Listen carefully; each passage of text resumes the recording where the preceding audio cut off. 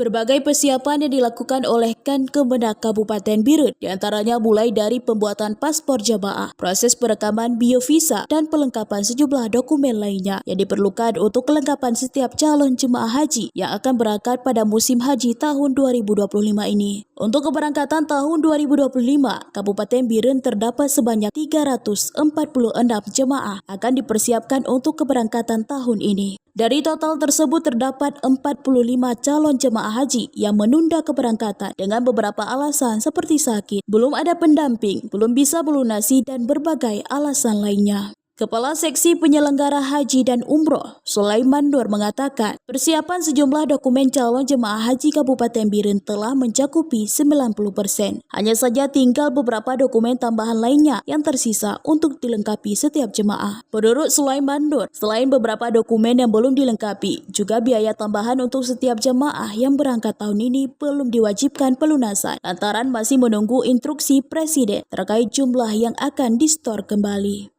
Untuk jamaah haji Kabupaten Biren untuk tahun keberangkatan 1446 Hijriah 2025 Masehi, yaitu pertama masalah dokumen keberangkatan jamaah haji yang bersangkutan itu sudah mencapai 90%, yaitu pembuatan paspor dan juga perekaman Saudi Visa Bio untuk kita pengajuan ke Kedutaan Arab Saudi tentang pengeluaran visa nantinya. Untuk pelunasan kita masih menunggu keputusan Presiden, yaitu tentang pelunasan keberangkatan haji 1446 Hijriah 2025 Masehi.